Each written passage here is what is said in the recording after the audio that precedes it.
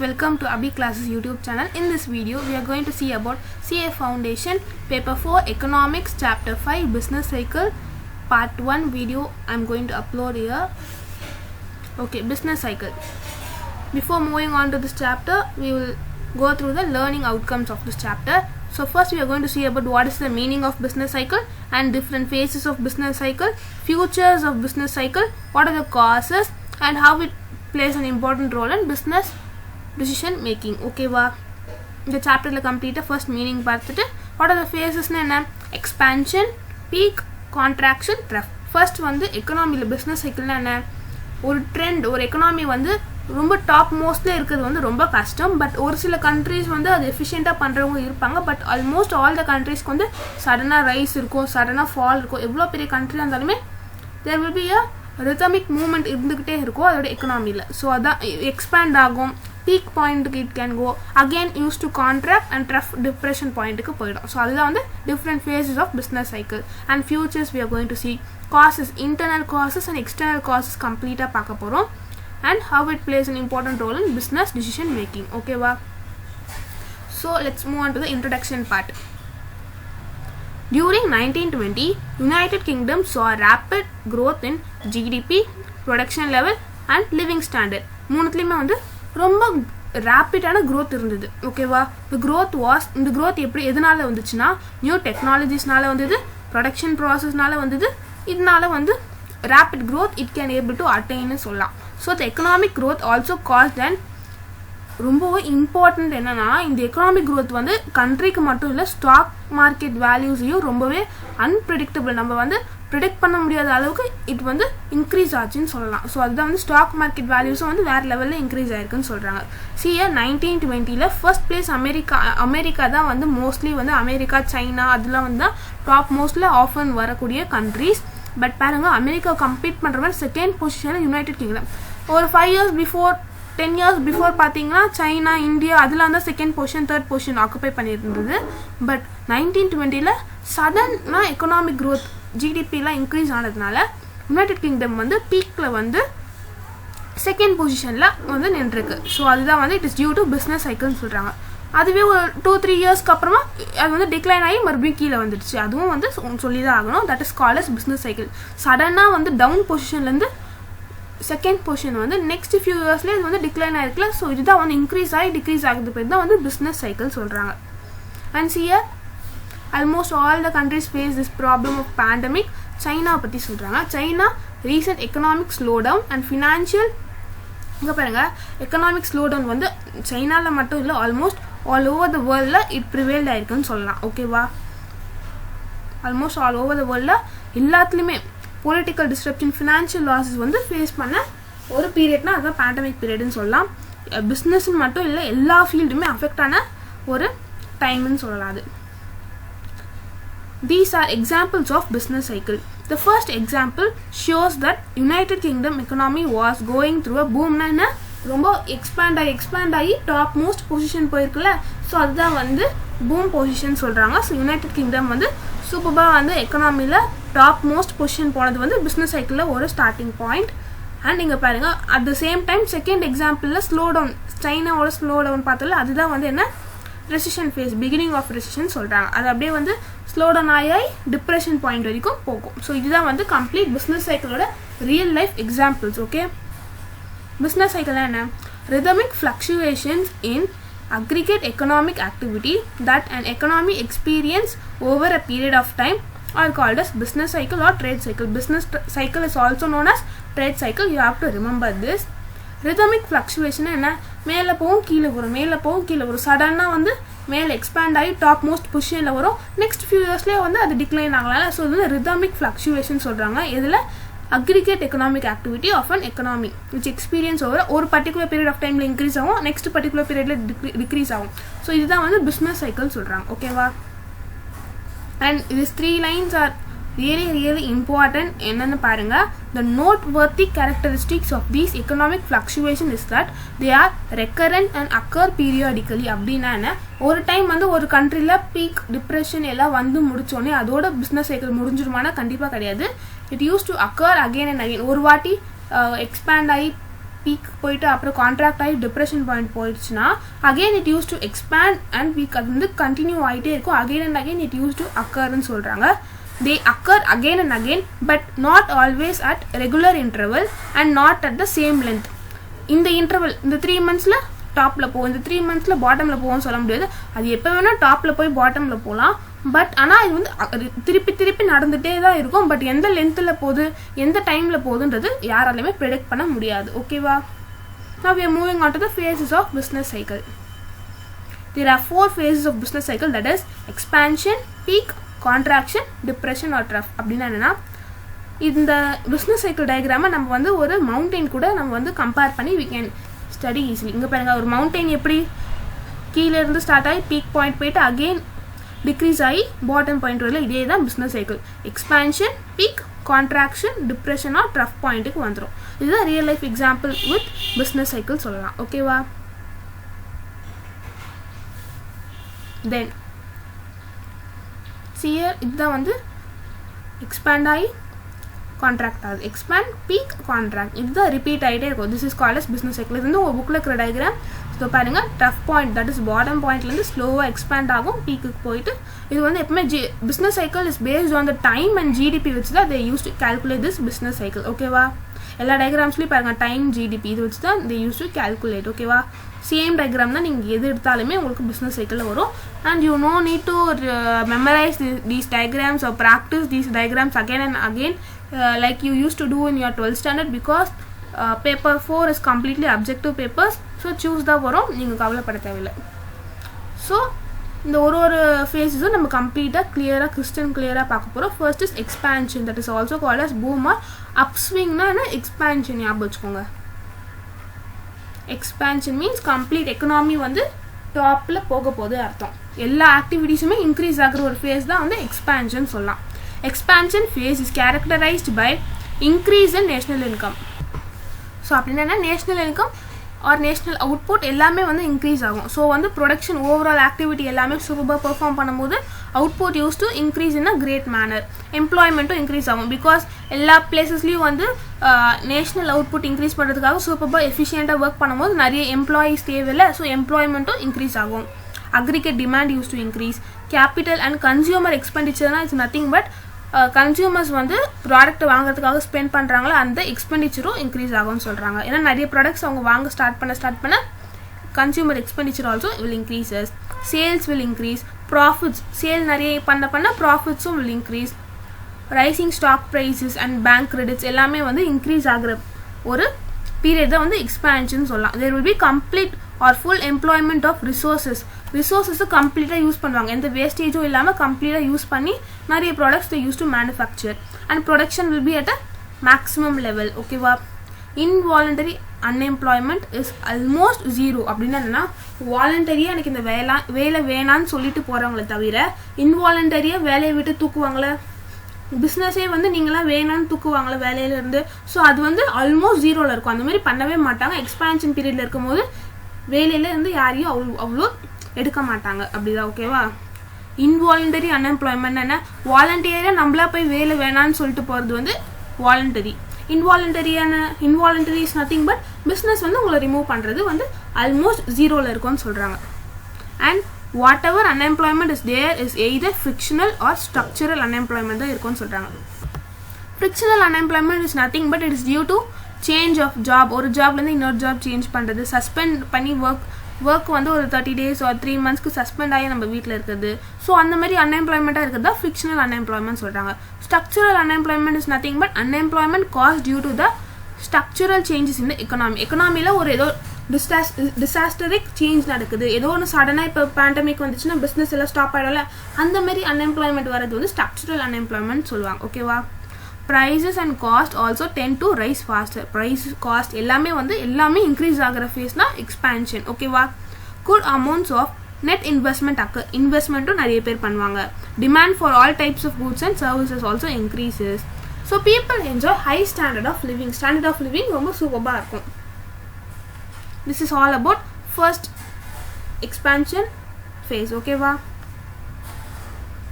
So face of business சைக்கிளில் first expansion complete பண்ணிட்டோம். It's nothing but எல்லாமே high லெவலில் இருக்கும். எல்லா demand supply sales profit income output எல்லாமே ஹையில் இருக்குது தான் வந்து expansion. Next we are going to see about பீக்னா என்ன, டாப் மோஸ்ட் பாயிண்ட்ல போய் நிற்குதுல, இதுக்கப்புறம் நம்மளால மேலே போக முடியாதுன்னு சொல்லுவாங்க, அந்த பாயிண்ட் தான் வந்து பீக்குன்னு சொல்லலாம். சரி, expansion we are moving on to the peak point. பாருங்க அப்படியே ஹையாக போயிட்டு பீக் பாயிண்ட்ல இருந்துட்டு அதுக்கப்புறம் இட் யூஸ் டு கான்ட்ராக்ட். ஓகேவா, ஒரு மவுண்டெயின் மாதிரி பாருங்க, ஒரு மவுண்டெயினில் இதுதான் வந்து டாப் மோஸ்ட் பொசிஷனில் அதுதான் வந்து பீக்குன்னு சொல்கிறோம். The term peak refers to the top or highest position of the business cycle. Top most point தான் வந்து peakன்னு சொல்லுவாங்க. In the later stages of expansion, inputs are difficult to find as they are short of the demand and therefore input prices also increases னு சொல்றாங்க. என்ன சொல்றாங்கன்னா, நம்ம manufacture பண்ண வந்து இன்புட் எல்லாமே யூஸ் பண்ணிட்டோம், எக்ஸ்பான்ஷன் பீரியட்ல யூஸ் பண்ணிட்டோம். இப்போ நம்ம பீக் பீரியட்ல வரும்போது நமக்கு இன்புட்ஸ் இருந்தால் தானே நம்மளால் we can able to produce the output. நமக்கு இன்புட்டே ரிசோர்ஸஸ் வந்து அவ்வளோ கிடைக்கல. அப்போ வந்து என்ன ஆகும்னா இன்புட்டோடைய ப்ரைஸஸ் யூஸ் டு இன்க்ரீஸ். அப்படின்னா என்ன, ப்ராடக்ட்ஸ் வந்து ரொம்ப கம்மியாக இருக்குது ஆனால் நிறைய பேருக்கு தேவைன்றப்போ அந்த ப்ராடக்டோட ப்ரைஸை இன்க்ரீஸ் பண்ணிடுவாங்களே. ஸோ நிறைய ஃபேக்ட்ரிஸ்க்கு இந்த இன்புட் தேவைன்னா அதோட ப்ரைஸ் ஆல்சோ அவங்க வந்து இன்க்ரீஸ் பண்ணி வச்சுருப்பாங்க. So inputs are difficult to find, at the same time input price is also இன்க்ரீசஸ்னு சொல்கிறாங்க. Okay, output price is also rise rapidly leading to input வாங்குறதுக்கு அவங்க நிறைய ஸ்பெண்ட் பண்ணுறதுனால அவங்க வந்து மேனுஃபேக்சர் பண்ணி நமக்கு விற்கிறது வந்து ஹை காஸ்ட்டில் தான் கொடுப்பாங்க. ஸோ பீக் பாயிண்டில் எப்போவுமே என்ன ஆகும்னா, இது வந்து பீக் பாயிண்ட்டுக்கு போயிட்டோம், இதுக்கப்புறம் வந்து எல்லாமே டிக்ளைன் ஆக போகுதுன்னு தெரியுற ஒரு பாயிண்ட் தான் வந்து பீக் பாயிண்ட். ஸோ வந்து இன்புட் ப்ரைஸஸும் அதிகமாகிடும், அவுட்புட் ப்ரைஸும் அதிகமாகிடும். ஸோ இப்போ வந்து நம்ம ஒரு ப்ராடக்ட் வாங்க போகிறோம், ரொம்ப காஸ்ட்லியாக இருந்துச்சுன்னா அது நம்ம வேணான்னு சொல்லிட்டு வந்துடுவோம். நமக்கு நெசசிட்டி இருந்தால் மட்டும்தான் அது நம்ம எவ்வளோ காஸ்ட் இருந்தாலும் வாங்குவோம். பட் நமக்கு வந்து நார்மலான ஒரு ப்ராடக்ட்டுக்கு நம்ம ஹை காஸ்ட் கொடுத்து வாங்க மாட்டோம்ல. ஸோ அப்போ வந்து கன்சியூமருடைய டிமாண்டும் வந்து டிக்ரீஸ் ஆக நிறைய சான்சஸ் இருக்குது. Output prices also rise rapidly, leading to increased cost of living and greater strain on the fixed income earners. இப்போ வந்து ஒரு 5,000 தான் ஒரு கன்சியூமர் வந்து ஏர்ன் பண்ணுறாருன்னா ப்ராடக்ட்ஸோடைய ப்ரைஸஸ் எல்லாமே இன்க்ரீஸ் ஆகிடுச்சு. ஒரு 10,000 ருபீஸ்க்கு இப்போ வந்து அவர் நார்மலாக வந்து 5,000 ருபீஸ் கொடுத்து தான் மந்த்லி வெஜிடபிள்ஸ் வாங்கிட்டு இருக்காரு. சடனாக ப்ரைஸ் இன்க்ரீஸ் ஆனதுனால எல்லா வெஜிடபிள்ஸோட டோட்டல் ப்ரைஸ் வந்து 10,000 ஏறிடுச்சுன்னா ஃபிக்ஸ்ட் இன்கம் வாங்குறவங்களுக்கு இது வந்து ஒரு டிஃபிகல்ட்டான ஒரு ஸ்டேட்னு சொல்லலாம். ஓகேவா, consumers begin to review their consumption expenditure on housing, durable goods etcetera. அவங்க வந்து கன்சியூம் பண்ணுறதை டிக்ரீஸ் பண்ண ஆரம்பிப்பாங்க. நம்ம நிறைய வாங்குறோமோ அப்படின்றத யோசிக்கிற ஒரு பாயிண்ட் தான் பீக். ஓகேவா, ஆக்சுவல் டிமாண்ட் ஸ்டாக்னேட்ஸ். அவங்க நார்மலாக வந்து வாங்குற பொருள் எல்லாமே கம்மியாகும். ஏன்னா காஸ்ட் வந்து அதிகமாகிறதுனால அவங்க வந்து ப்ராடக்ட்ஸ் வந்து கம்மியாக லிமிட்டடாக தான் வாங்குவாங்க. This is the end of expansion. எக்ஸ்பான்ஷனோட லாஸ்ட்டு தான் வந்து பீக்குன்னு சொல்கிறாங்க. இதுக்கப்புறம் வந்து எக்கனாமி வந்து டவுனில் தான் போக போகுது. It occurs when economic growth has reached the point where it will stabilize for a short time and again move to the reverse direction. Peak point என்னன்னா, எக்கனாமி வந்து டாப் மோஸ்ட் பாயிண்டில் போய் நின்றுட்டு அது வந்து it will stabilize for a short period of time. இங்கே பாருங்க, இங்கே ஒரு ஷார்ட் பீரியட் ஆஃப் டைமில் மேலே இருந்துட்டு அதுக்கப்புறம் and it will move in reverse direction. Top டைரக்ஷனில் போச்சுல அண்ட் இப்போ வந்து பாட்டம் டைரக்ஷனில் போக போகுது. That is called as complete peak. ஓகேவா, now we are moving on to contraction. Contraction என்ன, இந்த டிக்ளைன் ஆகுதுல்ல, இதுதான் வந்து கான்ட்ராக்ஷன் சொல்றாங்க. Contraction. The economy cannot continue to grow endlessly. ஒரு எக்கனாமின்னு பார்த்தீங்கன்னா அது க்ரோ ஆகிட்டே இருக்காது, வளர்ந்துக்கிட்டே இருக்காது. ஒரு எக்கனாமினா சடனாக வளரும், சடனாக டிக்ரீஸ் ஆகும் எல்லாமே. ஸோ வந்து economy cannot grow continuously as mentioned above. Once peak is reached, increase in demand is அப்படின்னா டிமாண்ட் வந்து கம்மியாயிட்டே போகும் and start decreasing in certain sectors. ஓகேவா, during contraction there is a fall in the level of investment. இப்போ பாருங்க, expansion அப்போ எல்லாமே increase ஆகும்னு பார்த்தல, கான்ட்ராக்ஷன் அப்போ எல்லாமே டிக்ரீஸ் ஆகும். Complete employment, demand, supply, profit எல்லாமே டிக்ரீஸ் ஆகிற இதுதான் வந்து contraction. Producers do not instantly recognize the pulse of the economy and continue anticipating high levels of demand. அவங்க வந்து நிறைய டிமாண்ட் வரும்னு எதிர்பார்ப்பாங்க, பட் ஆனால் டிமாண்டே யாரும் பண்ண மாட்டாங்க. பிகாஸ் எக்கனாமி வந்து டிக்ளைன் ஆகிட்டே இருக்குல்ல, அதனால. And therefore maintain their existing level of investment and production. So வந்து யாருமே வந்து நிறைய ப்ராடக்ட்ஸ் வாங்க மாட்டுறாங்க. ஸோ யாருமே ப்ராடக்ட்ஸ் வாங்காதப்போ சப்ளையர்ஸும் வந்து அவ்வளோ ப்ராடக்ட்ஸ் ப்ரொடியூஸ் பண்ண மாட்டாங்க. So they used to be an existing level of investment and productionலேயே அவங்க வந்து அதிலே இருந்துப்பாங்க. அதை விட இன்னும் அதிகமாக ப்ரொடியூஸ் பண்ண அவங்களுக்கு வந்து தாட் வராதுன்னு சொல்லலாம் இந்த பீரியடில். The consequence is a discrepancy or mismatch between டிமாண்டுக்கும் சப்ளைக்கும் வந்து ஒரு மிஸ்மேட்ச் நடக்கிற பீரியட் தான் வந்து கான்ட்ராக்ஷன். ரெண்டும் வந்து ஈக்குவலாக இருக்காது அப்படின்னு சொல்கிறாங்க. சப்ளை ஃபார் எக்ஸீட்ஸ் டிமாண்ட், டிமாண்டை விட சப்ளை வந்து நிறைய இன்க்ரீஸ் ஆகி இருக்கும். ஏன்னா வந்து யாருமே நிறைய இங்கே பாருங்க, ஒரு ப்ராடக்டோடைய இப்போ வந்து ஒரு 5 rupees பென் வந்து 50 rupees இன்னும் ஏற்றிட்டாங்கன்னு வச்சுக்கோங்க, யாருமே அந்த ப்ராடக்ட்டை வாங்க மாட்டாங்க. ஸோ அந்த பென்ஸ் எல்லாமே அப்படியே இருக்கும். ஸோ சப்ளை நிறைய இருக்கும், ஆனால் யாருமே வாங்க மாட்டாங்க. டிமாண்ட் வந்து ரொம்ப கம்மியாக இருக்கும். ஸோ அதுதான் சொல்கிறாங்க சப்ளை exceeds the demand ன்னு சொல்கிறாங்க. Initially this happens only in few sectors.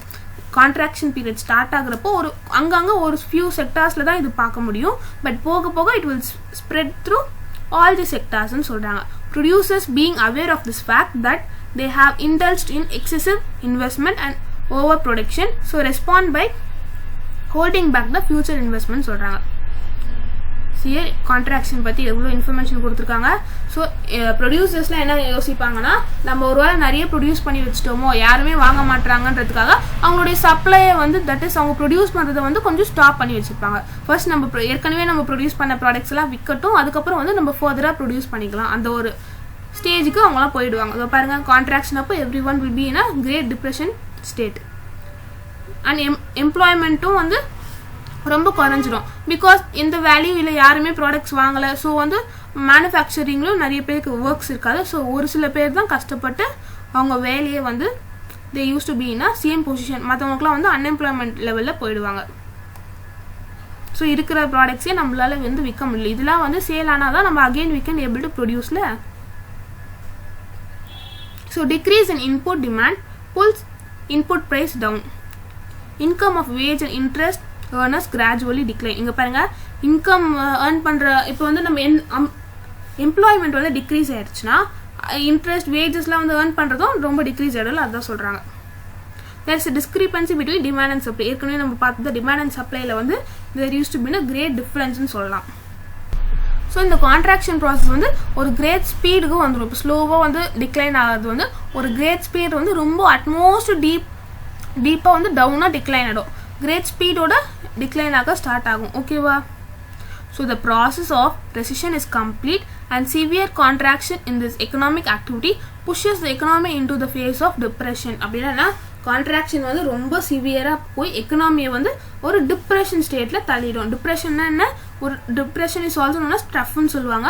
So அந்த ரொம்ப டீப் மோஸ்ட் பாயிண்ட்டுக்கு எக்கனாமி வந்து போயிடும் சொல்கிறாங்க. அதுதான் வந்து கான்ட்ராக்ஷன்லேருந்து டீப் மோஸ்ட் பாயிண்ட்டுக்கு போயிடும். So we are going to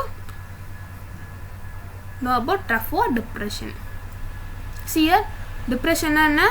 கம்ப்ளீட்டாக எதுவுமே இருக்காது, எவ்ரி திங் யூஸ் டு டிக்ளைன்னு சொல்கிறாங்க. எக்கனாமியில் யாருமே வந்து எதுவுமே ப்ரொடியூஸ் பண்ண மாட்டாங்க, எதுவுமே நடக்காது, எவ்ரி திங் அப்படி எண்ட் பாயிண்ட்னு சொல்லலாம். எதுவுமே பண்ண முடியாது. அந்த மாதிரி ஒரு ஸ்டேஜ் தான் வந்து டிப்ரெஷன் சொல்லலாம். Depression is the severe form of recession. Recession என்ன? ரொம்ப டிக்ளைன் ஆகிற ஸ்டேஜ் தான் வந்து ரெசிஷன் சொல்லுவாங்க. So severe form of recession and it is characterized by extremely sluggish economic activity. சூப்பராக எக்ஸ்பான்ஷன் பீரியட் வந்து ரொம்ப சூப்பர் எக்கனாமிக் ஆக்டிவிட்டிஸ் இருந்தது. இங்கே ரொம்ப ஸ்லக்கிஷான எக்கனாமிக் ஆக்டிவிட்டிஸ் இருக்குது. இப்போ பாருங்க, ரொம்ப ஸ்லக்கிஷான எக்கனாமிக் ஆக்டிவிட்டிஸ் இருக்குது. So during this phase of the business cycle growth rate becomes negative. growth rate சுத்தமாக இருக்காது, நெகட்டிவில் கூட நிறைய போக சான்சஸ் இருக்குது. And level of national income expenditure every thing use to decline கம்ப்ளீட்டாக. Demand for products and services also decrease. எல்லாமே நம்ம எதெல்லாம் இன்க்ரீஸ் பார்த்தோமோ every thing use to decrease. Firms வந்து ஷட் டவுன் பண்ணுறதுக்கே பண்ணிடுவாங்க. ஏன்னா நமக்கு ப்ரொடக்ஷனும் எதுவுமே இல்லை, ஒர்க் இல்லை, எம்ப்ளாயீஸ்க்கு நம்ம தேவையில்லாமல் சேலரியும் கொடுக்க தேவையில்லை. ஸோ அதனால நம்ம ஃபேக்ட்ரியே கொஞ்ச நாளைக்கு மூடி வைக்கிறதே நல்லதுன்ட்டு ஃபார்ம்ஸ் எல்லாமே ஷட் டவுன் பண்ண ஸ்டார்ட் பண்ணிடுவாங்க. So a typical future of depression is the fall in the interest rate. interest rate also வந்து ரொம்ப கம்மியாயிடும் அப்படி சொல்கிறாங்க. demand for old liquid cash also increases ன்னு சொல்கிறாங்க. இன்ட்ரெஸ்ட் ரேட் ரொம்ப கம்மியாகிறதுனால பேங்க்கில் வந்து டெபாசிட் பண்ணுறது, கிரெடிட் பண்ணி வாங்குறது அதெல்லாம் வந்து கம்ப்ளீட்டாக டிக்ளைன் ஆகிடும். ஸோ வந்து கையில் காசு வச்சுக்கிறது தான் பெருசுன்ட்டு எல்லா பீப்புளும் வந்து கையில் தான் லிக்விட் கேஷாக வச்சுருப்பாங்க. ஏன்னா அவங்களுக்கு வந்து இன்ட்ரெஸ்ட் ரேட்டும் ரொம்ப கம்மியாயிடுச்சு, பேங்க்கில் போடுறதும் வேஸ்ட்டுன்றதுனால அவங்க வந்து என்ன பண்ணுறாங்கன்னா அவங்க வந்து லிக்விட் கேஷாகவே வச்சுக்க ஸ்டார்ட் பண்ணிவிடுவாங்க.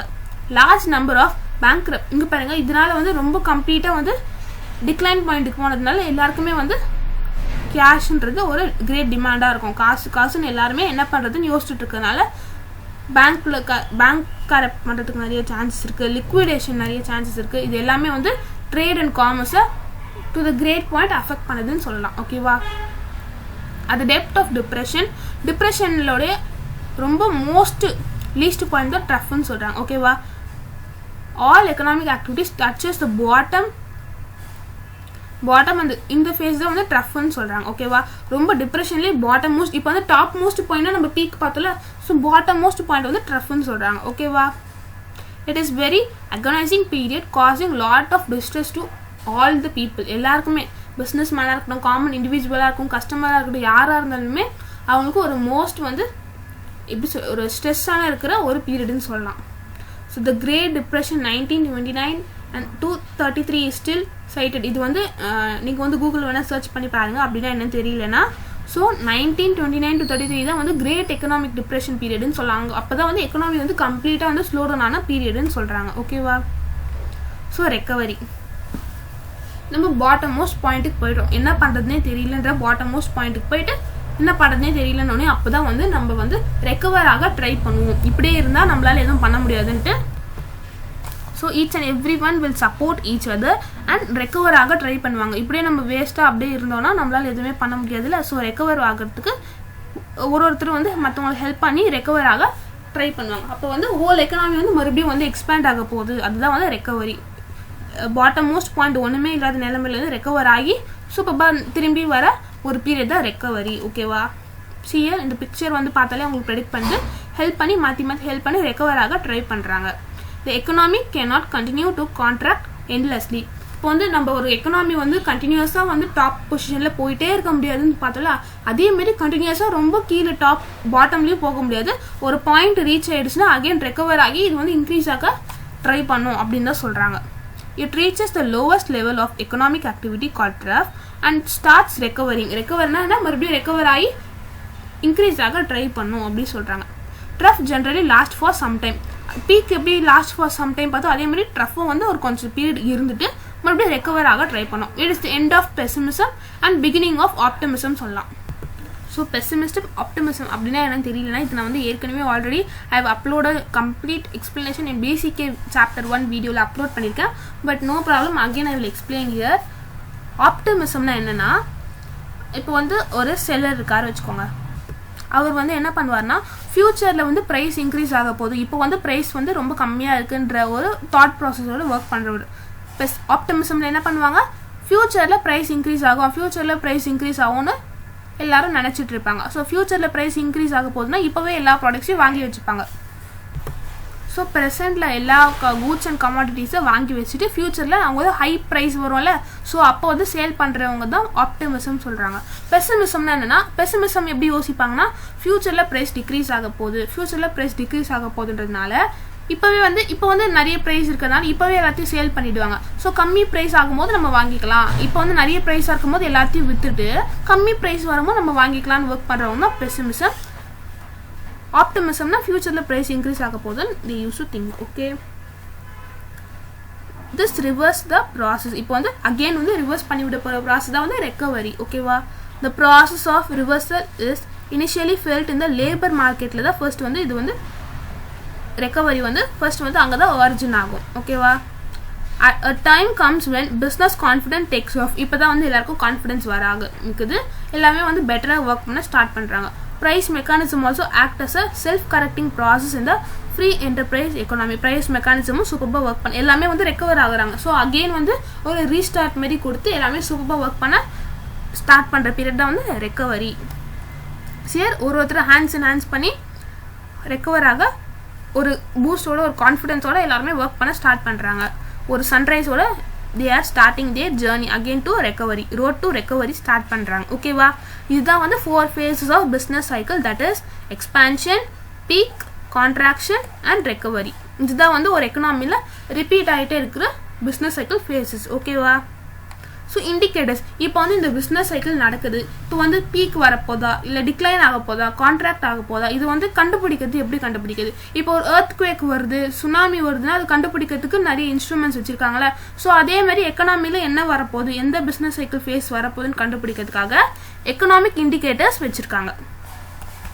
ஒரு economic இண்டிகேட்டரில் they are having 3 economic indicators, that is leading indicators, lagging indicators, concurrent or coincident indicators. leading indicators என்னன்னா, இப்போ ஒரு பிஸ்னஸ் சைக்கிள் ஃபேஸ் வரப்போகுதுன்னா இப்போ வந்து எக்கனாமி டிக்ளைன் ஆக போகுதுன்னா அதை முன்னாடியே நம்ம கண்டுபிடிக்கிறது தான் வந்து லீடிங் இண்டிகேட்டர்ஸ். லீடிங் இண்டிகேட்டர்ஸ் வந்து அது நடக்கிறதுக்கு முன்னாடியே கண்டுபிடிச்சிருவாங்க. It will predict the whatever is going to happen in a ஃபியூச்சரில் வந்து ப்ரெடிக்ட் பண்ண மாட்டாங்க, முன்னாடியே கண்டுபிடிச்சி வச்சுருவாங்க. அதுதான் வந்து லீடிங் இண்டிகேட்டர்ஸ். லாகிங் இண்டிகேட்டர்ஸ் என்னன்னா ஒரு இன்சிடென்ட் இப்போ வந்து டிப்ரெஷனில் போகுதுன்னா டிப்ரெஷன் நடந்து முடிஞ்ச பிறகு தான் இண்டிகேட் பண்ணும். அதுதான் வந்து லாகிங் இண்டிகேட்டர்ஸ். லாகிங் இண்டிகேட்டர்ஸ்னால் அது வந்து ஒரு இன்சிடென்ட் நடந்து முடிஞ்ச பிறகு அதை வந்து இண்டிகேட் பண்ணுறது லாகிங்.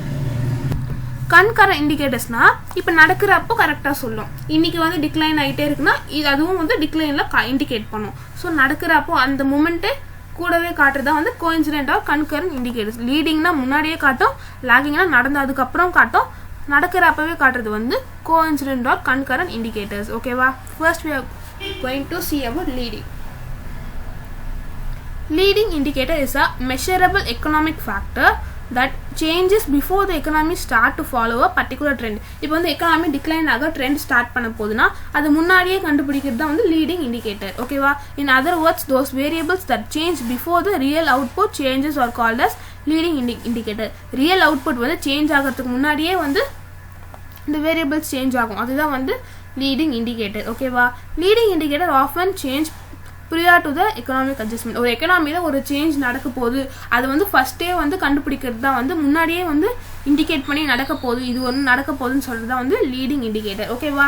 லீடிங் இண்டிகேட்டர்ஸ் வந்து though widely used to predict the changes in the economy, they are not always accurate. இது வந்து முன்னாடியே காட்டுறது ப்ரிடிக்ட் பண்ணுறதுனால வந்து அக்யூரேட்டானா 100% it is not accurate அப்படி சொல்கிறாங்க. பிகாஸ் இது வந்து இப்போ வந்து டிக்ளைன் ஆக போகுதுன்னு இண்டிகேட் பண்ணுதுன்னா அது வந்து டிக்ளைன் ஆகாமல் இன்க்ரீஸ் கூட ஆகலாம். So whatever it can be made in the future. ஃபியூச்சரில் வந்து நம்ம ஜஸ்ட் ஒரு 50% தான் ப்ரிடிக்ட் பண்ண முடியும். So 100% accuracy it can't able to கிவ்னு சொல்கிறாங்க. அது வந்து இட் மே நெவர் ஹேப்பன், அது நடக்காமலேயும் போக சான்சஸ் நிறைய இருக்குது. ஸோ அதனால லீடிங் இண்டிகேட்டர் வந்து வைடாக யூஸ் பண்ணாலுமே 100% it is not accurate.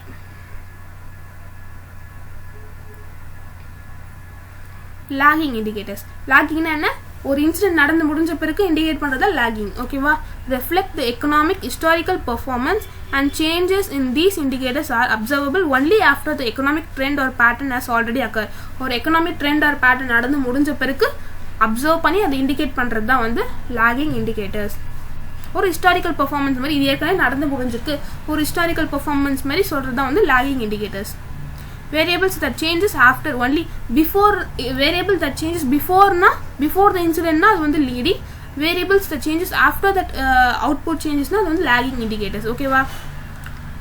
Some examples of lagging வந்து unemployment, இதோ பாருங்க, unemployment, corporate profits, labor cost per, இதெல்லாம் வந்து தான் எக்ஸாம்பிள். இன்ட்ரெஸ்ட் ரேட் இதெல்லாம் வந்து லாகிங் இண்டிகேட்டர்ஸ் சொல்கிறாங்க. எப்படின்னா இப்போ வந்து அன்எம்ப்ளாய்மெண்ட் ப்ரிவேல் ஆகுதுன்னா இப்போ வந்து ஒரு கண்ட்ரியில் வந்து 1000 மெம்பர்ஸ்க்கு வந்து எம்ப்ளாய்மெண்ட் போயிடுச்சு, போன பிறகு தான் அதை வந்து அன்எம்ப்ளாய்மெண்ட் சொல்லுவாங்க. ஸோ ஒரு இன்சிடென்ட் நடந்து முடிஞ்ச பிறகு இண்டிகேட் பண்ணுறது தான் வந்து லாகிங் இண்டிகேட்டர்ஸ். ஓகேவா? ஸோ லீடிங் இண்டிகேட்டர்ஸ் எக்ஸாம்பிள் என்ன பார்த்தீங்கன்னா changes in stock prices. Stock ப்ரைஸஸை வந்து முன்னாடியே ப்ரிடிக்ட் பண்ணி தான் நம்ம வந்து ஸ்டாக்கில் இன்வெஸ்ட் பண்ணுவோம். ஃபியூச்சரில் வந்து இது நடக்க போகுது அப்படின்னு ப்ரிடிக்ட் பண்ணி முன்னாடியே நம்ம வந்து இண்டிகேஷன் பண்ணி நம்ம நடக்கிறோம்ல, ஸோ அது வந்து லீடிங் இண்டிகேட்டர். ஸோ இந்த மாதிரி new orders, customer goods, consumer goods இதெல்லாம் வந்து நியூ ஆர்டர்ஸ் வரப்போகுதுன்றதை ப்ரிடிக்ட் பண்ணுறோம்ல முன்னாடியே, அதுதான் வந்து லீடிங் இண்டிகேட்டர்ஸ். லாகிங்னா அது நடந்து முடிஞ்ச பிறகு நம்ம சொல்கிறது தான் வந்து லாகிங் இண்டிகேட்டர்ஸ். ஓகே பாருங்கள், அன்எம்ப்ளாய்மெண்ட் எல்லாருக்கும் நடந்து முடிஞ்ச பிறகு தான் நமக்கு தெரியுது இந்த இடத்துல அன்எம்ப்ளாய்மெண்ட் இருக்குன்னு. ஸோ இது வந்து ஒரு இன்சிடென்ட் நடந்து முடிஞ்ச பிறகு தான் நம்ம வந்து அது வந்து இண்டிகேட் பண்ணுறோம்ல, ஸோ அதுதான் வந்து lagging. Third type is coincident indicator. Coincident இண்டிகேட்டர்னா நடக்கிறப்பவே சொல்கிறது தான் கோஇன்சிடென்ட் இண்டிகேட்டர் or concurrent. ஓகேவா? it occurs simultaneously with the business cycle. business cycle movement நடக்கிறது கூடவே இண்டிகேட் பண்ணுறது தான் வந்து கோஇன்சிடென்ட். ஓகேவா? since they coincide fairly closely with changes in the cycle of economic activity, they describe the current state. இப்போ என்ன நடக்குதுன்றதை indicate பண்ணுறதுக்கு help பண்ணுறது வந்து கன்கரண்ட் இண்டிகேட்டர் சொல்லலாம். இப்போ என்ன நடக்குதுன்னு தெரிஞ்சுக்கணும்னா கன்கரண்ட் இண்டிகேட்டர் தான் நம்ம ப்ரிஃபர் பண்ணணும். கன்கரண்ட் இண்டிகேட்டருக்கு சர்டன் எக்ஸாம்பிள்ஸ் பார்த்தீங்கன்னா ஜிடிபி இன்னைக்கு எவ்வளோ இருக்குது, நாளைக்கு எவ்வளோன்னு இப்போவே நம்ம வந்து we can able to predict-ல அதுதான் வந்து கன்கரண்ட் இண்டிகேட்டர்ஸ். இன்ஃப்ளேஷன் இன்னைக்கு எவ்வளோ ப்ரைஸ் ரைஸ் இருக்குது, இன்ஃப்ளேஷன் எவ்வளோ இருக்குது அதெல்லாம் கண்டுபிடிக்கிறது. அண்ட் பர்சனல் இன்கம் எவ்வளோ ஏர்ன் பண்ணுறாங்க அதை கண்டுபிடிக்கிறது. ஸோ அது எல்லாமே வந்து கோஇன்சிடென்ட் ஆர் கன்கரண்ட் இண்டிகேட்டர் சொல்லலாம். So this is all about today's video. This is the first part of business cycle. Chapter 5 of economics is completed and remaining part will be completely explained in part 2 of this video. Miss பண்ணாமல் அதையும் பார்த்து complete clarity வாங்கிட்டு சூப்பராக படித்து எக்ஸாம்ஸில் நல்ல score வாங்குங்க. So thank you so much. இந்த video உங்களுக்கு பிடிச்சிருந்தா லைக் பண்ணி ஷேர் பண்ணி சப்ஸ்கிரைப் பண்ணிவிட்டு உங்கள் எக்ஸ்பீரியன்ஸ் எப்படி இருக்குன்னு மறக்காமல் கமெண்ட் பண்ணுங்கள். This is your Abhi class YouTube channel. So thank you so much.